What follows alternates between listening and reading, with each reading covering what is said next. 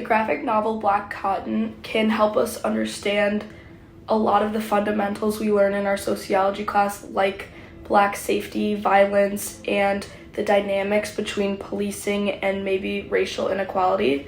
And it does this by flipping the script and kind of putting a mirror on the biases we already hold, even if we don't even. The biggest thing that really stood out to me about these graphic novels, specifically the first one that I read, was flipping through the protests and seeing signs like White Lives Matter kind of shook me. And it made me realize how, as a society, we've kind of gotten used to seeing Black Lives Matter and seeing all these tragedies unfold with the Black community because we kind of have just gotten used to it. I also think it's interesting how this book puts into the concept of Black safety. So the idea that Black people live their lives in a way that's a lot more cautious, or they think about a lot more things than maybe someone like me, a white female, would. And even as a female, I look through a lot of things in my life with caution just because I know what could happen and I know the risks. And I think that's what Black safety is. Like, a lot of people go through that, and seeing how easily that white girl was shot just for kind of living her life, it really struck me because obviously seeing the tragedies that happen in the real world, like, this was not far off. It was just the roles reversed. It's interesting that the authors of this book chose to make Zion not only a police officer and have that superiority from being a police officer, but also come from a billionaire generational wealth family. So it kind of shows how in today's society, like, superiority complexes and implicit bias can come from multiple different types of power.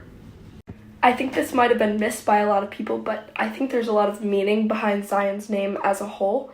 So in slavery, Zion was referred as a place of justice and freedom and escape from slavery. So the fact that it's almost ironically used as the almost villain-esque character's name in this novel makes it really interesting to think about as a reader. And obviously I can't speak on how the author wanted us to react to some of these things, but I think for a little bit you feel bad for Zion. I mean, he clearly shows remorse for what he did, yet you still know what he did was wrong. So as we've talked about in class, deviance is the social reaction to violating social standards. So this book really achieves that deviance by kind of flipping the script and showing what happens when we violate what we're so used to seeing all the time in news, books, media, all of that. We also see the characters in this book kind of follow the mores and taboos that we follow in society, but everything's reversed. So watching all of that, it brings to light and shows the reader these mores and taboos in a clearer way that can really fly under the radar today. Black Cotton can really allow readers to question who policing is really designed to protect. If its own citizens don't feel safe by their presence and might even be fearful of a police officer's presence, is that a reflection of how we feel today? And is that a sign that maybe policing needs reformation? We also see throughout the story that the violence shown is not just physical, it's very emotionally challenging too.